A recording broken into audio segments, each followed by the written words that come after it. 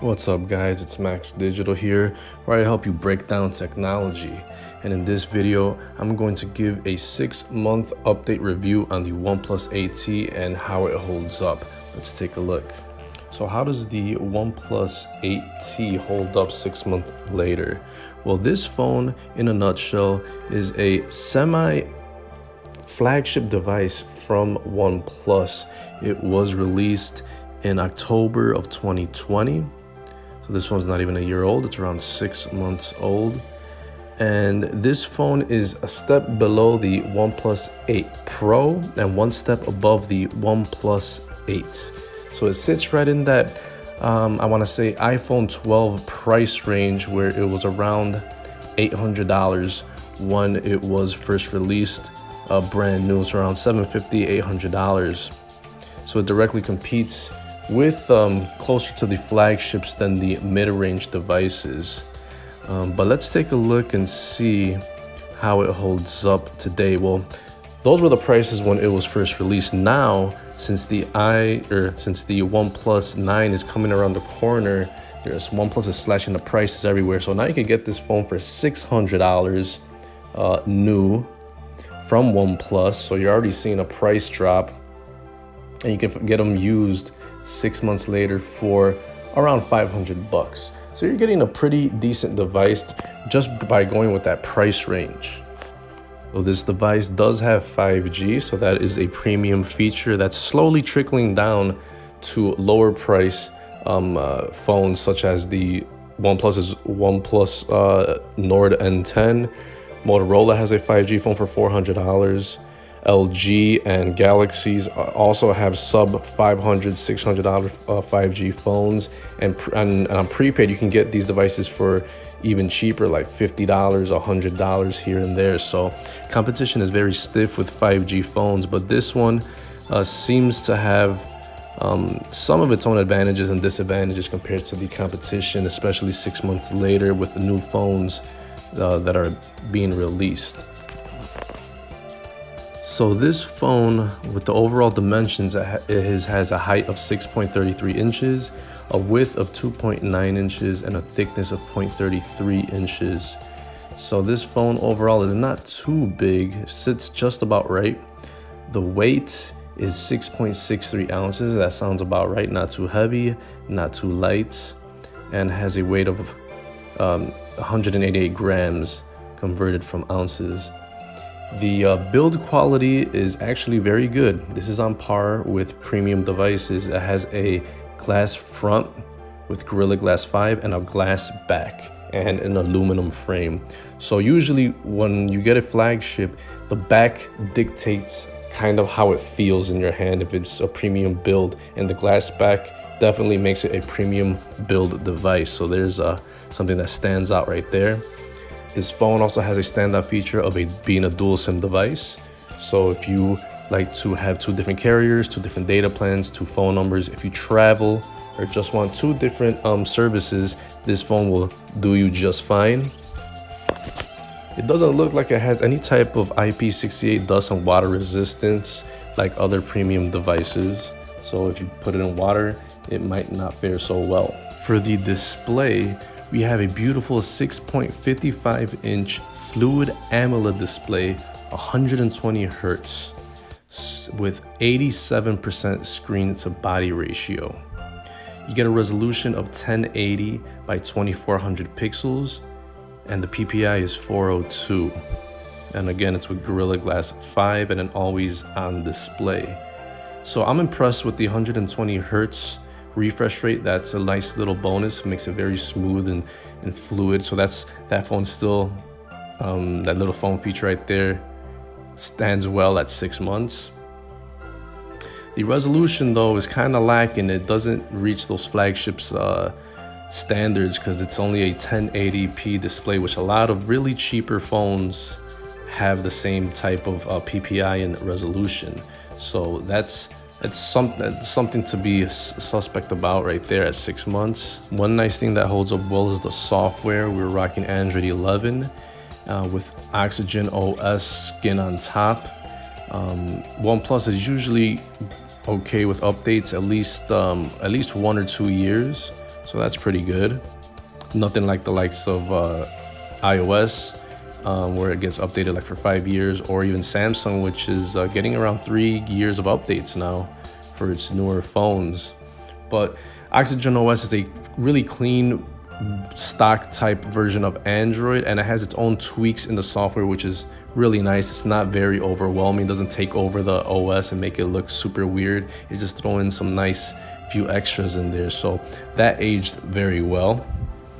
For the chipset, you're getting a Qualcomm Snapdragon 865, which really holds up well today. It still punches above its price point. It rocks with the flagship devices out there. That chipset holds up very well after 6 months, and it will still be good for at least a year or two to come.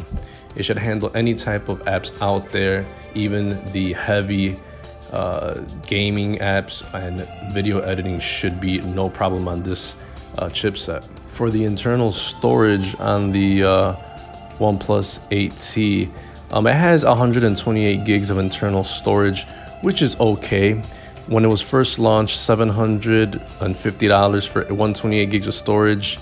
Doesn't look too well now 6 months later, because there's phones out there like the $300 or $50 if you get it on prepaid, the Nord N10, another 5G phone, where these phones are getting 128 gigs at a very lower price point. Even the used price on this AT at $500 or $600 brand new, it doesn't look too good for the internal storage, especially considering this doesn't have a micro SD card slot. For most people, this will definitely work. You can manage with 128. That's a really good storage option right there. But that's the base storage. You could also get 256 as well, but you got to pay more for that. But I'm saying for the price that this phone is given at $750 when it was first released, and even at $500, that's pretty expensive considering $300 phones have 128 gigs and a micro SD card slot. So storage is kind of disappointing on this phone. Moving on to the camera, it's something that OnePlus hasn't been that very impressive with. It has a 4-camera shooter on the back. It has a 48 megapixel main camera, then 16 megapixel ultra wide, 5 megapixel macro, 2 megapixel depth. Like I say in a lot of my videos and comparing a lot of devices, I consider the macro and the depth camera to be useless. You're rarely going to use those lenses on a camera. The only ones you should be worried about is the main camera and the ultra wide. And now in 2021, the ultra wide should be a standard on every phone that you buy, or every phone that's released that's not a budget cheapo phone. You should expect a ultra wide camera, and just get rid of the other ones. They really don't matter. They're just fluff. But overall, this camera is not flagship ready. It's not flagship standards, but you'll take very okay pictures. You'll be satisfied sending a video or a pic to your friends or uploading to social media. It's an average camera. I'm not going to rave about it, but for the price point and the competition out there, it's not that impressive anymore. And this phone shoots in 4K, which that's okay. It's nothing to be excited about, because there's a lot of very cheap phones that could shoot also in 4K. And when it comes to the selfie camera, it's very average at best, and even subpar at this price. It has a 16 megapixel selfie camera. That's not the problem, but the problem is the video resolution. It only shoots at 1080p. Now that is abysmal. At this price point, a iPhone 12 mini can shoot in 4K. Other devices that are just way cheaper than this phone are shooting in 4K. So that's not very impressive for the selfie camera video. Okay, so this one has stereo speakers, so that's pretty cool. It's not really high on my list of features that I pay attention to, but I'll give it that. One thing that I'm going to take points off for is having a lack of a headphone jack. At this price point, you should be getting a headphone jack. And I don't care that not a lot of people should be using a headphone jack. God bless you if you still want to connect your physical headphones, your mic, and aux cord, and connect music to your car. You know, it should be there at this price point. If really cheaper devices have a micro SD card slot and a headphone jack, why doesn't this phone have one? So that's a big negative. So NFC is on board. That's mostly used for payment purposes. You got USB Type-C, which could be used on it's the same port found on other devices, so that's pretty standard. The fingerprint this phone has an under the display optical fingerprint reader, which is okay. A lot of devices at a cheaper price point have this as well, so it's nothing groundbreaking right here. And for the price, it better have a damn under the display fingerprint reader. So that's okay. That's all right. But moving on to the battery, this is where it kind of has a saving grace to this phone. You have a 4,500 milliamp battery, which is okay as well. That's definitely going to get you throughout the day. But the impressive part is fast charging at 65 watts. That's probably the best part that stands out to me on this phone. You can get 100% in 39 minutes. That's crazy fast. That should please anybody right there if you manage to drain down that 4,500 milliamp battery. So what is my conclusion of this phone 6 months later after release? It's not looking too good on the OnePlus 8T. A lot of phones have been released, 5G phones that have been released over the past 6 months that give you way more bang for your buck. I don't even really know why this phone exists because there's so many things missing on there. I forgot to mention that the RAM on this phone starts off at 8 gigs. That is actually a good plus. That's a flagship feature right there. And then you could also upgrade to a 12 gigs of RAM. Now that's just overkill.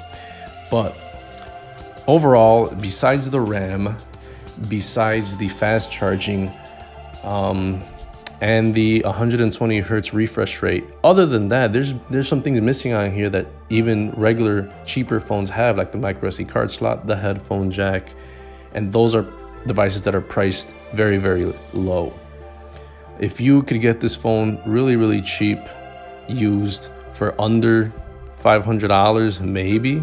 I mean, if you are really hardcore in sort of that refresh rate and that A65 Snapdragon processor, then maybe you can get it.